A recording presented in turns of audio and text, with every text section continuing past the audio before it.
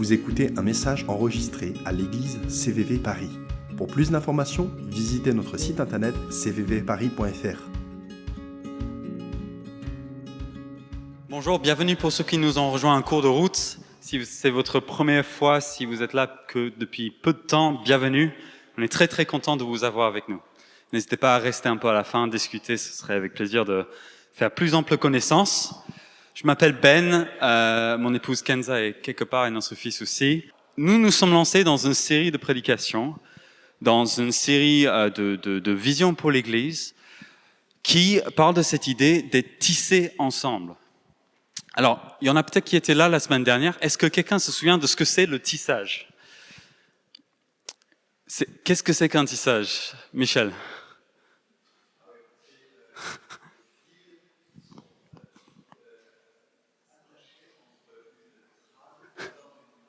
Oui. Des fils dans une trame.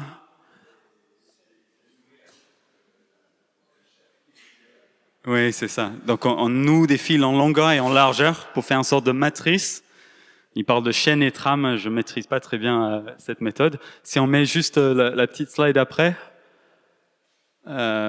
si ça marche. Je sais pas si ça marche.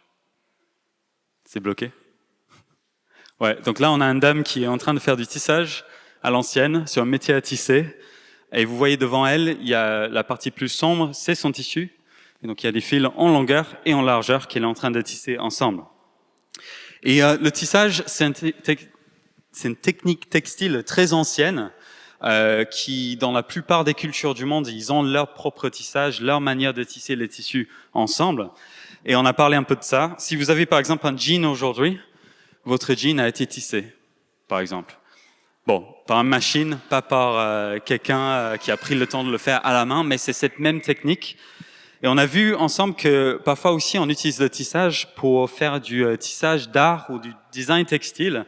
Et donc aujourd'hui encore à la main, on tisse des matières ensemble. Et nous pouvons être amenés dans ce tissage plus artistique à tisser des fils de couleurs différentes, de textures différentes, de volumes différents, de matières même différentes.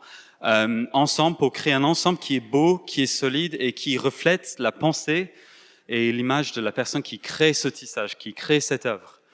Et on a vu de la même manière, Dieu est en train de nous tisser ensemble en tant que corps, en tant qu'Église, en tant que groupe de personnes ensemble, des fils différents, de textures différentes, d'arrière-plans différents, de lieux différents, d'avis, de points de vue différents, mais il est en train de nous tisser ensemble pour faire de nous son œuvre à son image, avec sa pensée. Il est en train de nous construire ensemble. Et on a vu pas mal des notions bibliques qui sont le fondement de cette idée-là. Je vais pas revenir dessus, n'hésitez pas à aller sur Spotify, YouTube, etc. Mettez Église CVV Paris. Vous pouvez rattraper la semaine dernière si vous n'étiez pas là. Mais nous avons vu aussi notamment cette notion que par la croix, parce que Jésus a fait, il nous a fait famille ensemble. Et pas famille dans le sens du jargon chrétien, mon frère, ma sœur en Christ, mais famille dans le sens vrai. Nous nous considérons désormais, parce que Jésus a fait, comme frères, comme sœurs. Nous sommes maintenant de la même famille, rassemblés par Jésus. C'est ce que nous avons chanté aussi ce matin ensemble. Et ça change tout. Et nous changeons donc de regard les uns sur les autres en se considérant différemment et en cherchant de vivre des relations qui sont actives et non passives, des relations qui sont profondes. On cherche la relation les uns avec les autres parce que Jésus a fait de nous une famille.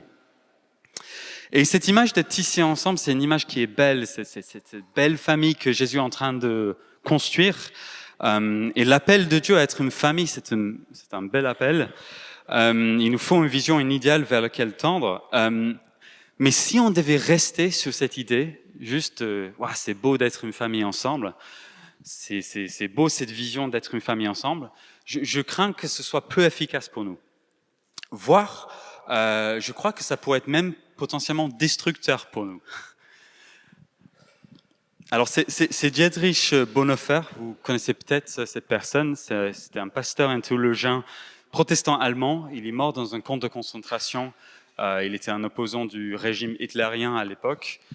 Il a dit ceci sur la communauté, il a dit Celui qui aime son rêve de communauté plus que la communauté elle-même devient un destructeur de celle-ci.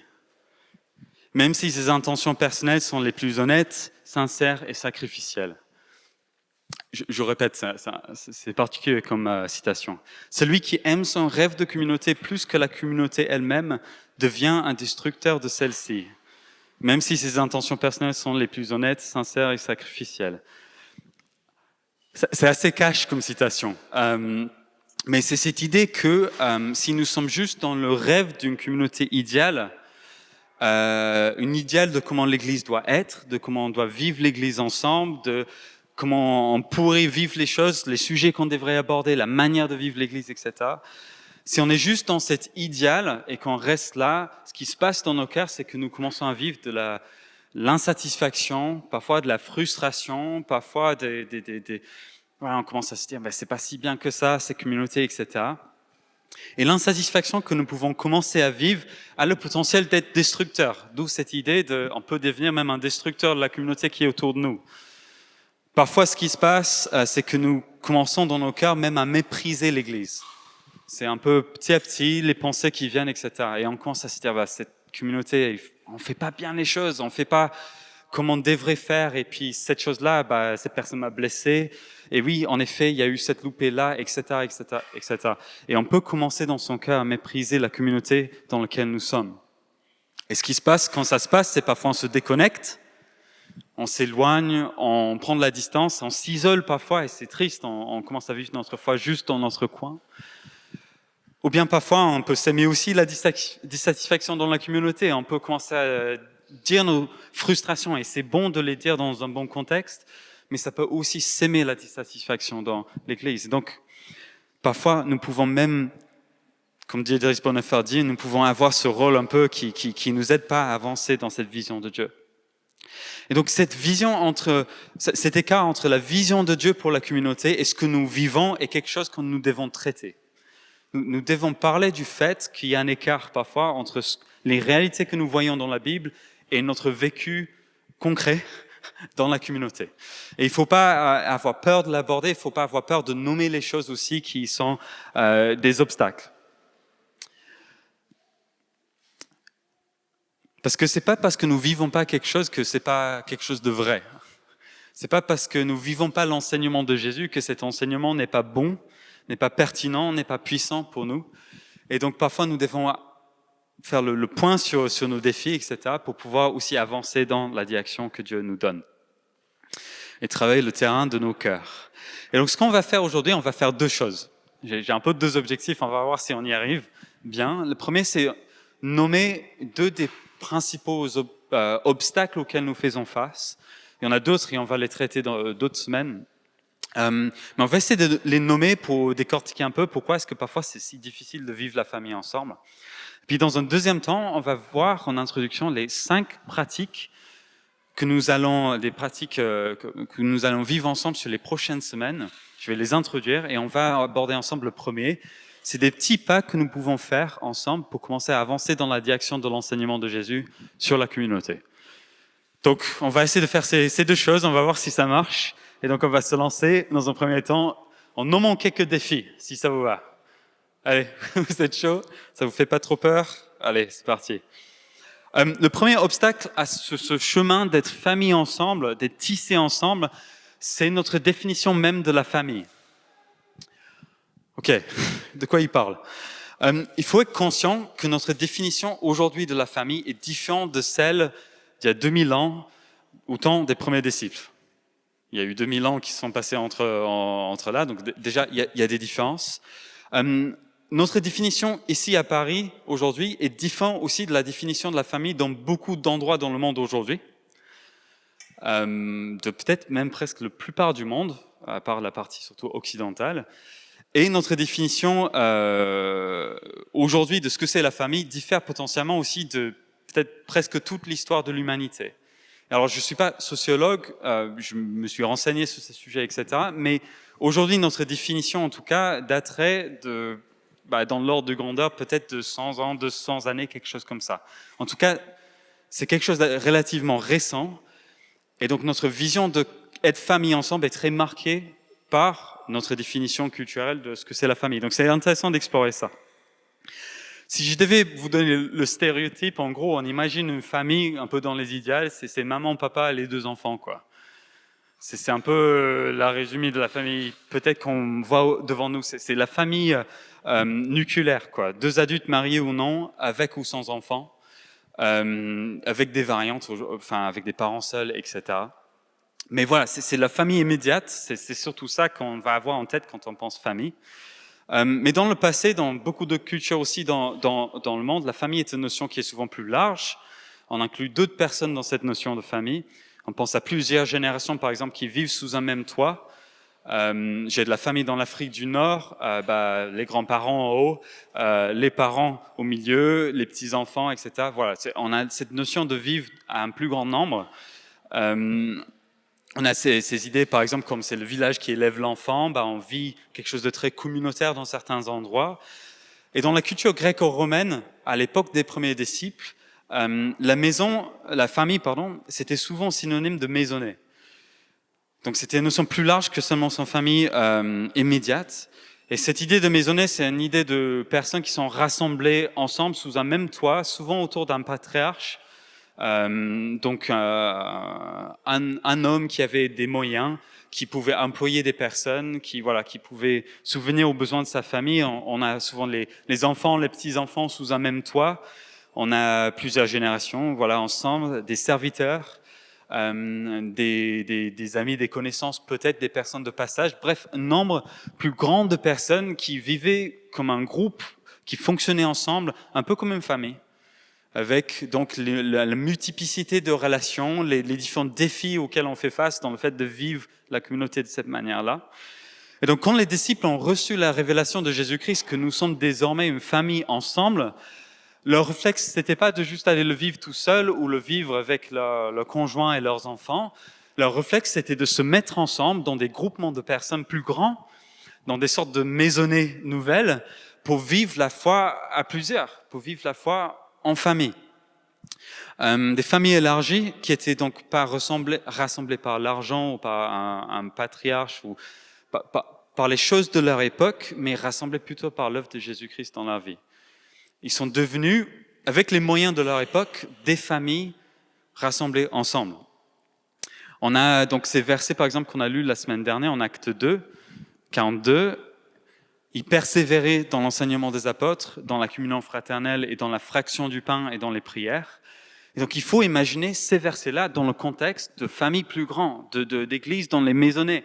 On peut les imaginer assis ensemble dans une grande maison, à être enseignés par les apôtres, à recevoir de la part de la parole de Dieu, à chercher ensemble à être activement en relation les uns les autres, en se pardonnant les uns les autres, en apprenant à vivre ensemble dans ces rassemblements, la communion fraternelle, la recherche active de relations, en partageant aussi le repas du Seigneur ensemble.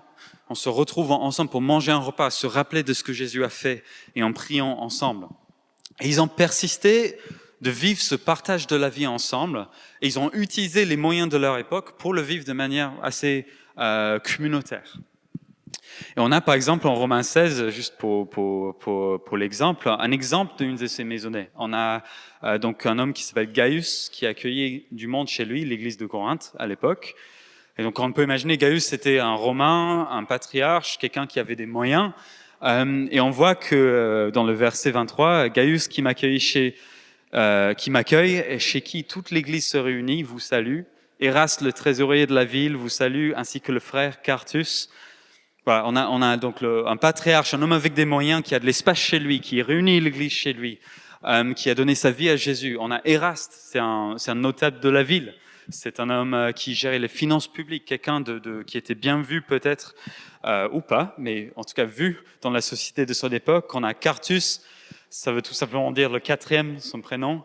Je ne sais pas qui c'est ce Quartus, il y a de la spéculation autour, mais on sait qu'ils le considéraient comme leur frère, alors que c'était pas leur frère de famille immédiate. Et chez Gaius, il y aurait eu des serviteurs, des esclaves, peut-être, des gens riches, des gens pauvres, une nouvelle maisonnée rassemblée par Jésus-Christ qui s'est rassemblée chez lui. Donc voilà, on a un peu une image de cette église qui était dans cette maison. On a un mélange improbable de gens qui ont formé ensemble une famille avec les codes de leur époque, mais tournés sans dessous par l'évangile. C'est souvent ça, quand Jésus vient, il détruit pas la culture autour de nous, mais il la transforme pour que nous puissions commencer à vivre l'évangile en plein milieu de notre génération et au milieu de ce que nous vivons autour de nous. Et ce qu'il a fait avec les maisonnées à cette époque-là. Ils partageaient des repas, leurs besoins, ils donnaient leur vie pour Jésus ensemble. Et on a des exemples dans d'autres parties du monde où cette manière de fonctionner a créé des mouvements impressionnants pour l'évangile dans le monde. Donc on a par exemple l'église de maison en Inde, on a apparemment aussi l'église de maison en Iran. On a l'exemple qui date maintenant de quelques années, mais des églises de maison en Chine aussi, où la présence d'un modèle familial, où on a l'habitude de peut-être vivre les choses à un plus grand nombre, en tout cas avec les générations antécédentes, on sait partager nos vies plus, on sait respecter une structure familiale aussi, on sait respecter l'autorité dans la famille, donc ça permet aussi de vivre l'Église, parce qu'il faut aussi de l'ordre. Bref, on a une multiplication de petits groupes qui étaient rendus possibles aussi par ce qui se passait culturellement autour de soi. Nous n'avons pas ce même héritage, notre génération aujourd'hui en Occident et surtout dans les grandes villes. Nous vivons les choses de manière très différente. Déjà, nous avons tendance à vivre notre foi de manière plus seule, plus isolée. Chacun sa foi et on ne partage pas trop. C'est notre héritage laïque, ça. Et c'est notre manière souvent de vivre notre foi. Nous avons parfois du mal à nous rassembler. Alors nous sommes rassemblés aujourd'hui et c'est tout en notre honneur et c'est le choix de chacun aussi de faire ce choix. Mais dans notre société de manière générale, c'est pas quelque chose qui est toujours donné de se rassembler. On a du mal à nous engager les uns vers les autres, à rester longtemps dans un endroit. Ça c'est Paris. On arrive quelques années, on repart. On a du mal aussi avec des notions comme par exemple l'autorité. Chacun fait les choses à sa manière, c'est notre manière de vivre aujourd'hui. Et donc notre culture, la manière que nous avons été éduqués, nous aide pas forcément à vivre cette communauté dans toute sa profondeur. C'est un peu ça mon point, c'est que aujourd'hui c'est un peu différent, et donc il y a un obstacle qui est devant nous, quelque chose que nous devons surmonter. D'ailleurs, un fun fact, aux États-Unis, ils ont fait des études et tout ça, ils associent l'accélération de cette idée que la famille, c'est juste la famille nucléaire, à des efforts marketing du siècle dernier. En gros, c'est cette idée qu'il est plus intéressant de vendre un barbecue à plein de petits foyers qu'à un seul grand foyer avec plein de gens dedans. Il est plus intéressant de vendre l'idée que nous devons chacun avoir son truc à lui, que les gens restent à partager les choses, à vivre les choses plus en grand nombre. Donc apparemment aussi, il y a les forces de l'argent, du capital aussi, qui poussent aussi dans ce sens-là. C'est plus intéressant de vendre multiples trucs que d'un seul truc. Et donc, c'est un obstacle pour nous pour bâtir des communautés vivantes, proches et engagées les uns les autres dans notre culture. Il faut en être conscient. Et donc, il faut qu'on redouble d'efforts. Parce que je crois que c'est possible. Et je crois que l'appel de Dieu n'est pas différent d'il y a 2000 ans. C'est juste qu'il faut qu'on change de stratégie. Et il faut aussi qu'on soit têtu dans certains domaines à les vivre de la manière que le Seigneur nous appelle à les vivre. Donc, il faut qu'on considère l'idée que notre famille maintenant, désormais en Christ, n'est pas juste notre épouse, notre époux et nos enfants. Notre famille aussi, c'est les uns les autres. Et ça demande d'aller vers les uns les autres, ça demande un effort de relation, ça demande d'être actif. Ça ne veut pas dire qu'on passe tout notre temps ensemble, mais ça veut dire qu'on passe du temps ensemble. Ça nous demande un effort qu'on apprenne à être famille ensemble dans un plus grand groupe. Et d'ailleurs, pour nous qui ont beaucoup de jeunes familles en ce moment, beaucoup d'enfants plus jeunes parmi nous, il y a un risque dans cette saison de la vie, et je parle aussi en tant que jeune papa, d'être tellement focalisé sur notre noyau familial immédiat que, surtout dans cette période intense de la jeune enfance, c'est vrai, c'est une réalité, où nous pouvons oublier, nous pouvons nous isoler et nous n'arrivons pas à être famille avec les gens en dehors de notre famille. Nous sommes dans une sorte de bulle de galère de H24 avec nos enfants, d'investissement dans nos enfants quand ils sont plus âgés, c'est des activités, etc. On est dans une sorte de bulle familiale. Il y a des bonnes choses, il faut créer il faut investir dans sa famille, mais il faut aussi ne pas oublier à être famille aussi en dehors de son famille immédiate. Et donc il faut lutter un peu contre cette envie de s'isoler, d'être juste dans sa bulle et apprendre à aller vers avec le temps qu'on a à notre disposition. Et donc cette exhortation, ça nous mène un peu vers notre deuxième point, notre deuxième défi aujourd'hui.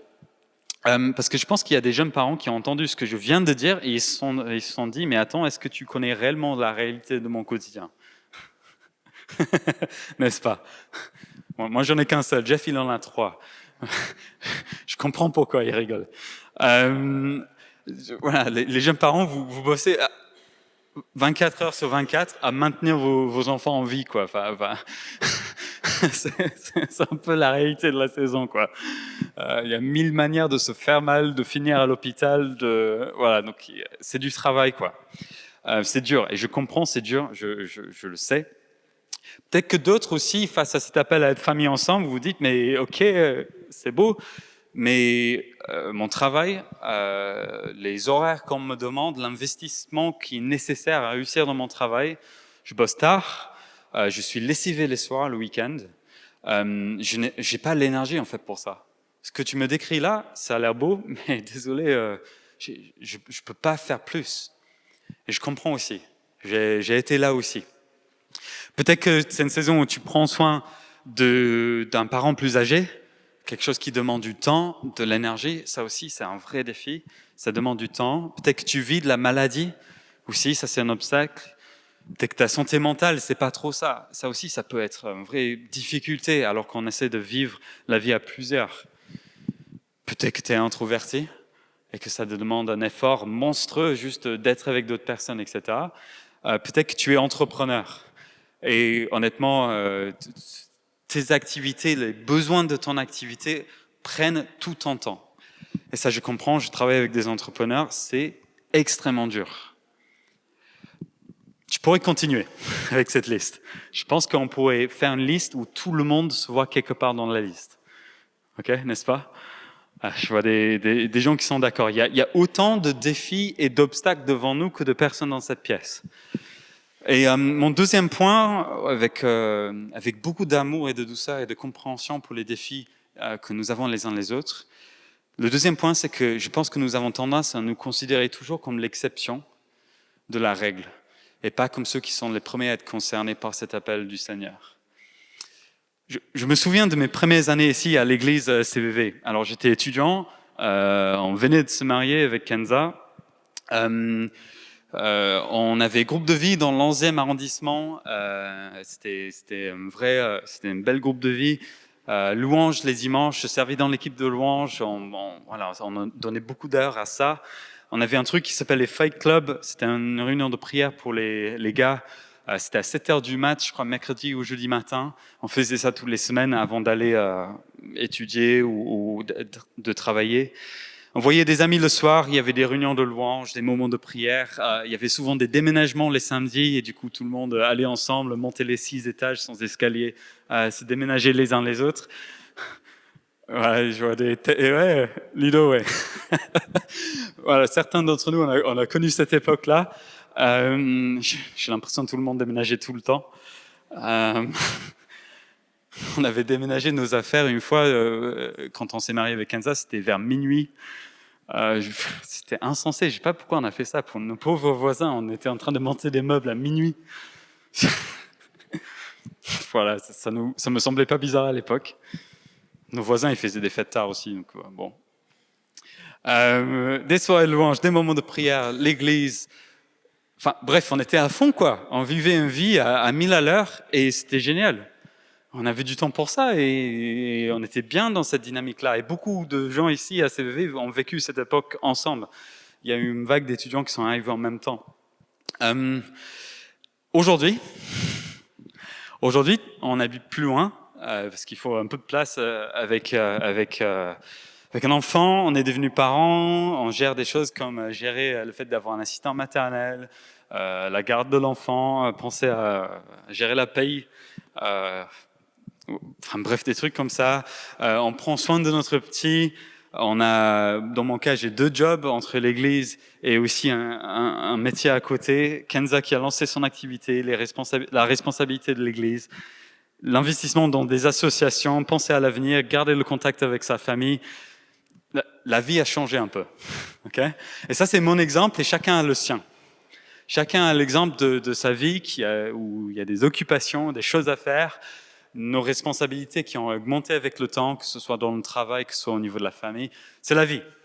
Ça fait partie de la vie, quoi. Mais on avait du temps quand on était étudiant, quand même. Et le temps est, il faut se le dire, dans notre démarche de vouloir être famille ensemble et de vivre quelque chose, le temps est ressource rare. Le temps, l'énergie. Et donc, il faut qu'on en parle parce que c'est un vrai obstacle, en fait, à vivre comme une famille ensemble. Ce qu'il faut être vrai, le problème qui est devant nous, c'est qu'il est coûteux de donner du temps pour vivre la communauté. Ça nous demande du temps, de l'énergie, de l'organisation. Ça nous demande aussi de l'argent parfois. Ça demande aussi de prioriser cette chose au détriment peut-être de certaines activités et certaines choses qu'on aimerait faire. C'est juste la réalité de la communauté. Si on n'investit pas le temps dedans, et l'énergie, etc., elle n'apparaît pas tout seul. On a parlé la semaine dernière des besoins que nous avons et qui sont comblés par la communauté, les besoins d'être vus, d'être aimés, d'appartenir, de vivre quelque chose de fort ensemble. Mais ces besoins ne vont pas se combler tout seuls. Il faut travailler à de la communauté ensemble. Et donc parfois, et souvent on se voit comme l'exception de la règle. Face à cet appel des communautés ensemble, on se dit, mais en fait, moi c'est trop compliqué. Et moi j'ai été là, donc c'est sans jugement et c'est sans lourdeur. Le nombre de fois je me suis dit, mais c'est pas possible en fait, à certains moments de maintenir cette vie de communauté. Mais nous sommes tous, donc on se sent un peu tous dans cette exception, mais en fait la communauté c'est quand même pour nous. Il faut qu'on apprenne à le vivre ensemble. Le coût de la communauté est élevé, mais un homme sage une fois a dit le coût de ne pas vivre la communauté l'est encore plus. Le coût en fait de vivre de manière seule, de ne pas creuser la communauté avec d'autres personnes, de ne pas être ancré ensemble et de vivre tous les bénéfices de ça, le coût est plus élevé dans cette situation que le coût de faire les démarches les uns vers les autres et d'essayer de vivre en communauté les uns vers les autres. Le coût, c'est la solitude. Les statistiques sur la solitude, c'est aberrant. Nous sommes une des sociétés les plus seules qu'il y a eu dans l'histoire de l'humanité. Nous sommes tous là, dans nos petits appartements, tout seuls, à vivre nos vies, etc. Et ça nous fait pas de bien. Ça nous range, nous avons besoin de contact, nous avons besoin de communauté. La stagnation personnelle aussi, quand on ne se frotte pas avec les autres, on ne grandit pas en tant que personne. C'est au contact de l'autre que nous grandissons. Comme la Bible nous dit, le faire aiguise le faire. Nous pouvons stagner aussi au niveau spirituel. Il y a une partie des choses que nous pouvons apprendre de Dieu en lisant notre Bible et en priant dans notre chambre. Mais il y a une autre partie des choses qui ne peuvent que s'apprendre quand on est là ensemble, à se frotter les uns aux autres, à incarner l'appel de Jésus-Christ les uns vers les autres. Et c'est que comme ça que nous pouvons grandir dans certains domaines spirituels. La stagnation spirituelle ou le manque d'aide et de proximité dans les moments les plus importants de notre vie. Souvent, c'est les moments les plus durs de notre vie où notre tendance est de nous éloigner. Mais c'est dans les moments les plus durs de notre vie où nous avons besoin d'être entourés, nous avons besoin d'être soutenus, encouragés et d'être aidés par nos frères et sœurs autour de nous. Donc c'est un paradoxe. Tout en nous crie, j'ai besoin de m'isoler, d'avoir du temps pour moi, mais tout en nous a besoin aussi de l'autre et de la compréhension de l'autre, de l'amour de l'autre aussi. Vivre de manière seule, c'est ne pas connaître la joie d'être vu et d'être aimé pour qui nous sommes vraiment. Le coût est trop élevé en fait. Le coût de ne pas vivre la communauté est très élevé et il faut qu'on mesure un peu de quoi est-ce qu'on a envie. Il y a quelques années, avec quelques personnes qui sont dans l'église, nous nous sommes engagés à se voir régulièrement, partager un repas et de prier ensemble. C'était il y a quelques années maintenant, il y a 5 ans, et on a fait ça avec notre couple aussi avant. Et avec ces gens-là, nous avons traversé des obstacles ensemble, même des désaccords ensemble. On a vu des réponses incroyables à la prière, alors qu'on a prié pour des choses spécifiques ensemble. On a vu Dieu agir de manière très puissante. On a vécu les souffrances des uns et des autres. Et avec l'arrivée des enfants, on a dû se réorganiser totalement pour accueillir notre saison et pour pouvoir persévérer à se voir en fait. Parce que les enfants, ça chamboule toute l'organisation. Ok, le soir en semaine, ça marche plus. Il faut le faire le week-end, quoi. Il faut trouver d'autres moments. Et je dirais qu'aujourd'hui, on vit une des saisons de communauté la plus riche que j'ai vécue de ma vie encore. Et c'est quelque chose de riche, c'est quelque chose de bon. Et il a fallu 10 ans à Paris pour commencer à dire ça. Il faut du temps, il faut un investissement constant dans la durée, dans le temps, il faut la fréquence pour que nous commencions à vivre vraiment cette profondeur communauté dont on a besoin et qui nous comble. C'est un investissement à long terme, quoi. Mais ça vaut le coup. C'est le témoignage que j'ai envie de vous donner aujourd'hui. Et en Hébreux 2, l'auteur nous fait une exhortation que je pense nous aide alors qu'on est face à nos défis qui sont vrais. C'est verset 25, c'est « N'abandonnons pas notre assemblée comme certains ont l'habitude, mais encourageons-nous mutuellement. Faites cela d'autant plus que vous voyez s'approcher le jour. » L'auteur d'Hébreux ne dit pas « N'abandonnons pas notre assemblée, sauf si tu as des jeunes parents, sauf si tu as mal au genou, sauf si ton job est très prenant, sauf si tu passes un moment difficile, sauf si tu es introverti. » Il ne donne pas d'excuses. Il dit « N'abandonnons pas notre assemblée comme certains ont l'habitude. » Et il dit même, alors que les choses deviennent plus dures, c'est ça qu'il dit à la fin. Quand vous voyez s'approcher le jour, ils étaient dans un temps de persécution, alors qu'il dit ça. Alors que les temps deviennent plus durs, persistez davantage, persistez dedans et encouragez-vous mutuellement. C'est ça l'appel qui est difficile peut-être à entendre pour certains, mais c'est l'appel pour nous de persister à nous réunir les uns avec les autres, à se voir et nous encourager alors que les temps sont durs. Corrie ten Boom a dit cette citation, si le diable ne peut pas vous faire pécher, il vous rendra occupé. David Kim, on parlera de lui dans un instant, il dit être occupé a le même effet que le péché. Ça coupe notre lien avec Dieu, notre lien avec les autres et même le lien avec son propre âme. Nous sommes dans une ville occupée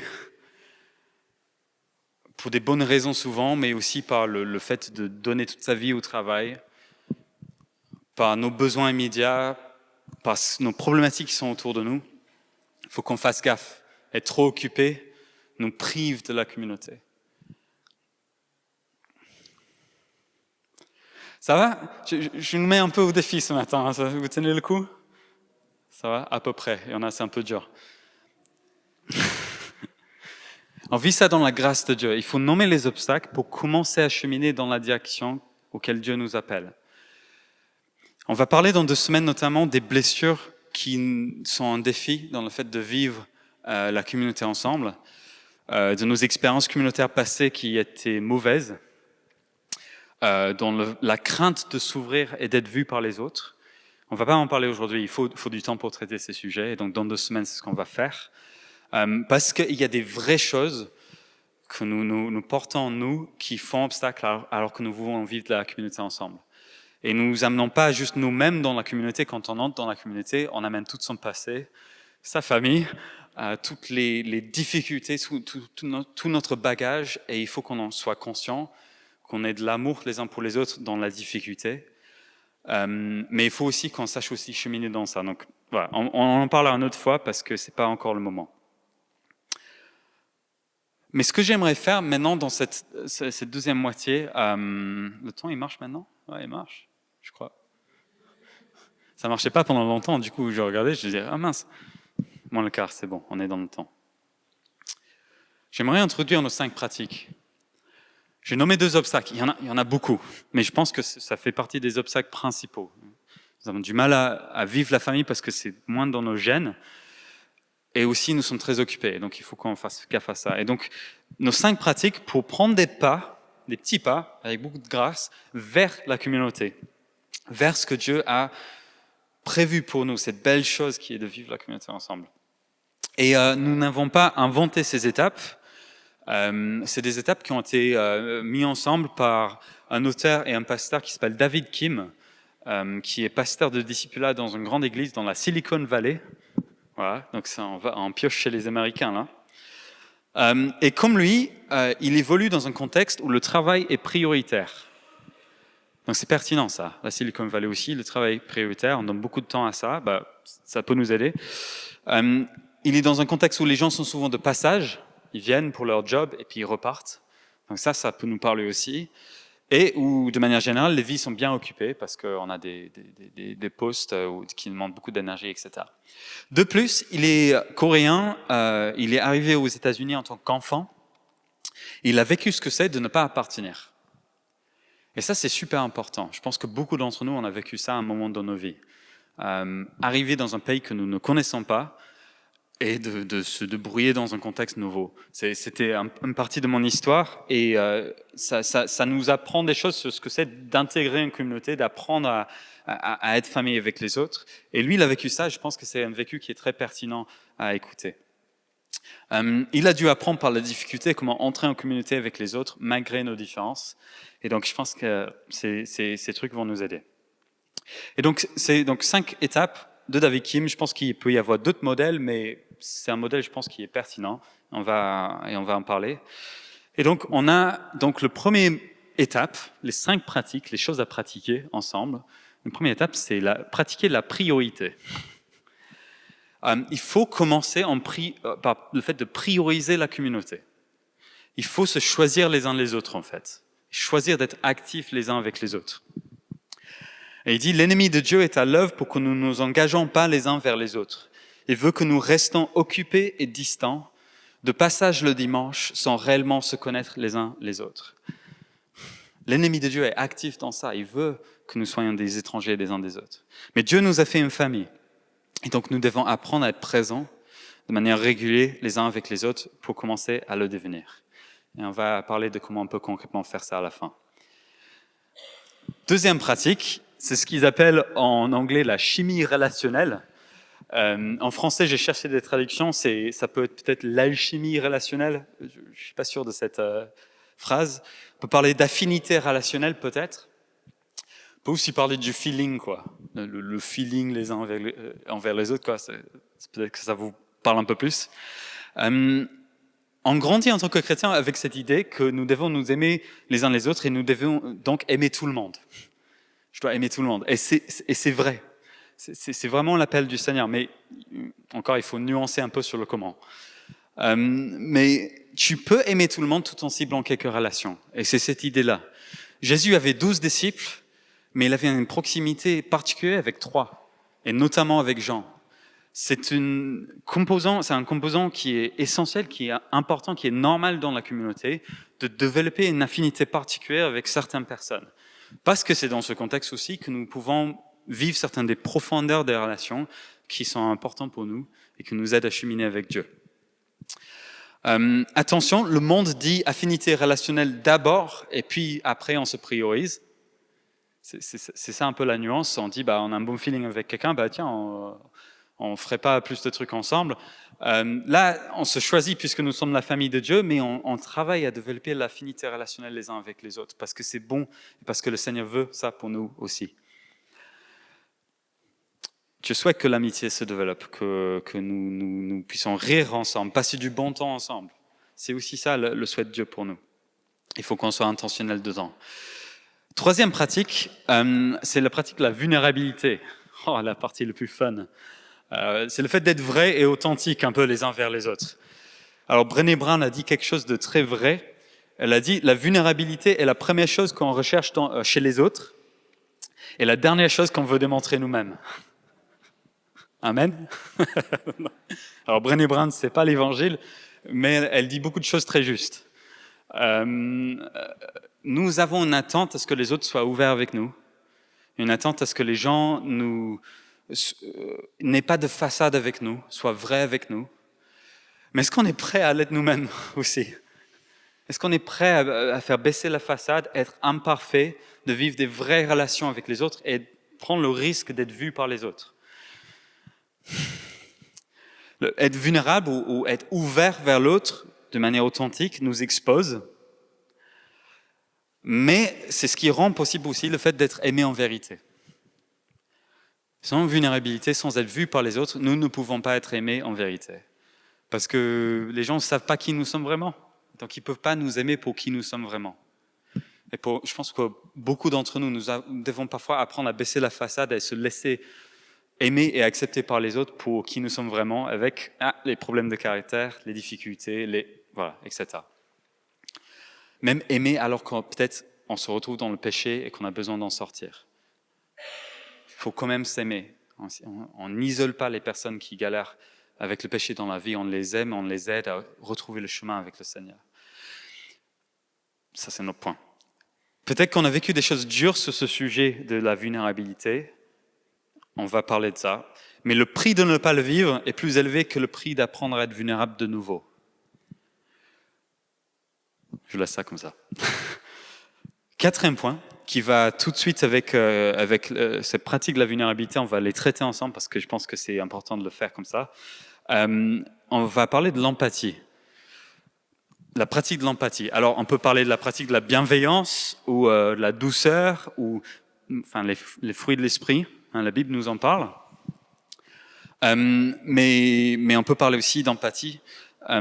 C'est cette idée que la vulnérabilité qui n'est pas accueillie par l'empathie, si la vulnérabilité n'est pas accueillie par l'empathie, on se renferme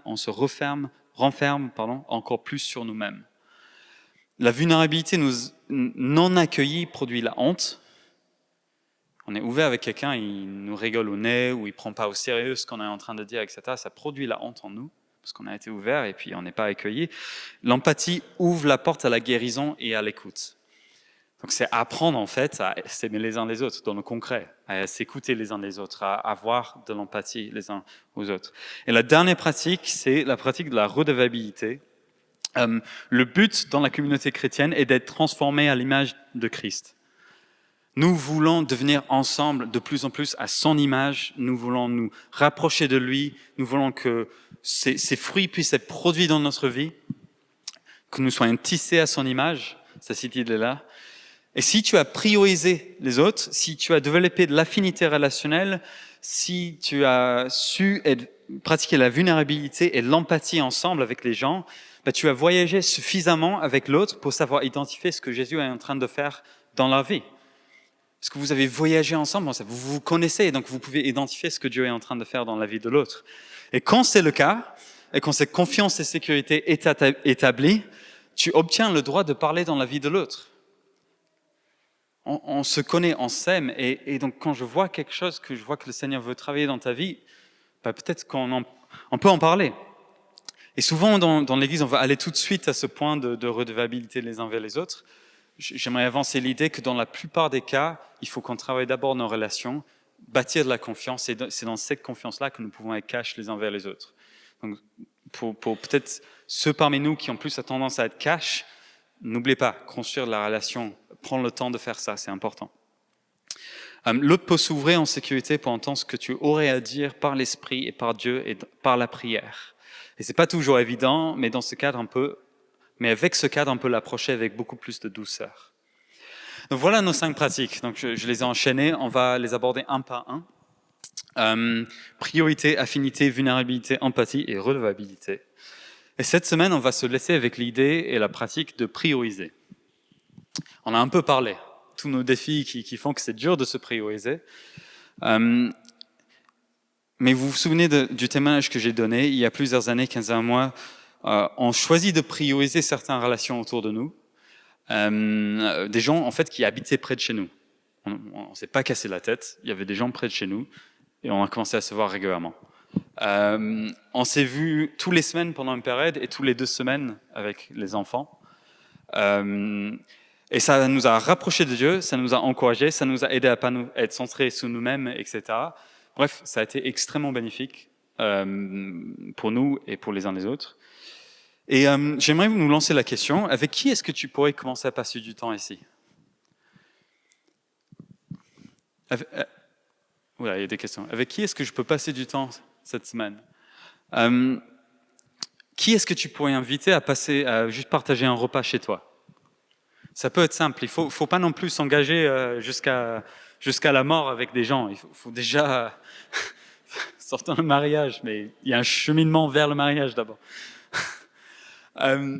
Ça peut commencer par un repas. Est-ce que déjà on arrive à se réunir pour manger ensemble ? C'est déjà pas mal.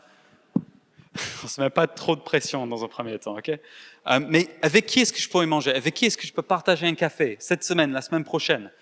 Qui est-ce que je ne connais pas très bien, mais qui habite près de chez moi et que je pourrais dégager un peu de temps pour passer du temps avec ces personnes-là ? C'est ça, commencer à se prioriser. C'est pas d'un coup je dois être à toutes les réunions, voir du monde tout le temps. Enfin, c'est des petits engagements qui construisent la communauté. Qui est-ce que je pourrais commencer à voir régulièrement ? Ça aussi, peut-être que dans certains cas, dans une ou deux cas, il y a des gens, vous dites déjà, ça fait un moment, je pense à ça, je pense à cette personne. Peut-être cette année, on pourrait se dire, cette année, on se voit tous les 2 semaines. On prend un café, ou tous les semaines si vous êtes chaud. Peut-être vous voyez quelqu'un déjà avec lequel passer plus de temps. Vous pouvez peut-être vous lancer dans ça cette semaine, la semaine prochaine, envoyer un petit message. Je l'ai fait avec une ou deux nouvelles personnes là, à la rentrée. Et j'ai vraiment hâte de vivre de nouvelles choses aussi avec de nouvelles personnes. J'aimerais vous inviter à le faire aussi si vous voyez des gens. Donc, astuce, regardez des gens qui habitent proche de chez vous ou qui travaillent près de chez vous. C'est vachement pratique. S'il y a un groupe de vie près de chez vous, si vous ne connaissez pas d'ailleurs les groupes de vie, venez me voir à la fin, je peux vous orienter vers un groupe de vie. Mais s'il y a un groupe de vie, il y a aussi des gens dedans. Vous pouvez passer du temps avec des gens de votre groupe de vie, dans le groupe de vie, mais aussi en dehors. C'est bien aussi de développer ces relations-là. Deuxième astuce, n'essayez pas d'avoir trop d'a priori. Il y a une vraie richesse de développer des relations avec des gens que vous ne connaissez pas encore et qui sont différents de vous. Voilà. C'est bien de se rassembler avec des gens comme nous, c'est bien aussi de le faire avec des gens qui ne sont pas comme nous. C'est important, des gens plus âgés, des gens plus jeunes, des gens qui ont un arrière-plan différent, des gens qui ont des idées différentes de vous, c'est important. Voilà. Astuce, c'est très riche. Et troisième astuce, faites simple. N'essayez pas d'embarquer quelqu'un dans un processus de discipulat à 20 étapes, avec engagement mutuel de se voir tous les 2 jours. Enfin, je rigole un peu, mais mangez ensemble, prenez un café ensemble, parlez de la vie un peu, parlez des choses, discutez, peut-être prier à la fin, juste un moment. Faites pas compliqué. C'est une autre astuce. Pas besoin d'être long, le plus important c'est d'être régulier. C'est la fréquence qui construit la profondeur et pas forcément le temps qu'on passe ensemble. Donc une demi-heure autour d'un café, c'est déjà pas mal. Avec qui est-ce que je peux passer du temps cette semaine ou dans les 2 semaines ? Qui est-ce que je pourrais commencer à voir régulièrement ? C'est notre première pratique et l'invitation pour nous tous, c'est de penser à ça et dire Seigneur, qui est-ce que tu mets sur ma route pour faire ça ? Et donc ce que je vous propose pour finir et pour conclure cette réunion, Adrien va conclure dans un instant, c'est de prier ensemble et de demander de l'aide du Seigneur et qui nous pointe aussi qui pourrait nous aider. Et donc je vous invite à vous lever, on va se lever ensemble. Alors qu'on termine, ça peut aider certains à fermer les yeux, comme ça on ne se regarde pas trop, ça aide avec les distractions. Et Seigneur, nous voulons t'inviter dans notre communauté, alors que nous avons nommé les défis qui sont devant nous. Nous voulons nous souvenir d'abord de ta grâce et du fait que tu nous aimes, même si on n'y arrive pas. Mais nous voulons aussi nous souvenir que par ta grâce, par ton amour, tu nous aides à surmonter les obstacles devant nous. Et que tu peux nous tisser ensemble par ta puissance, par ton amour, par ta guérison, et nous rendre de plus en plus famille ensemble. Et c'est notre souhait, c'est notre désir que tu nous tisses ensemble de nouvelles manières dans la prochaine saison. Et donc, Seigneur, nous nous remettons à toi, parce que c'est seulement toi qui peux le faire. Et nous te demandons, Saint-Esprit, de venir faire ce travail de tissage dans nos cœurs et les uns envers les autres, de nouvelles manières maintenant. Je te demande, Saint-Esprit, maintenant de venir dans le cœur de chacun et de commencer à le faire. Et alors que nous regardons vers nos voisins, les uns les autres ici, des personnes en Christ qui nous sommes chères ou que nous ne connaissons pas encore, Seigneur, nous te demandons, Saint-Esprit, nous te demandons de mettre sous nos cœurs le nom des personnes avec lesquelles partager un repas ou même avec lesquelles passer du temps régulièrement cette année. Nous te demandons, Saint-Esprit, que tu nous mets des noms à cœur. Et on prie alors que nous sommes bien occupés, que tu nous aides à faire le tri, que tu nous aides à dire non au travail parfois pour avoir du temps et de l'énergie, que tu nous aides à dire non aux choses qui sont néfastes dans nos vies, dire non parfois à nos téléphones et à nos, en moyenne apparemment 3 à 5 heures passées sur nos téléphones tous les jours, que tu nous aides à dire non aux distractions et que tu nous aides à dire oui aux uns aux autres et que tu nous aides à nous prioriser les uns les autres. Et je prie, Saint-Esprit, que tu mets en nous un désir profond d'être en communion, en communauté, ensemble, dans cette saison. Au nom de Jésus. Amen. Amen.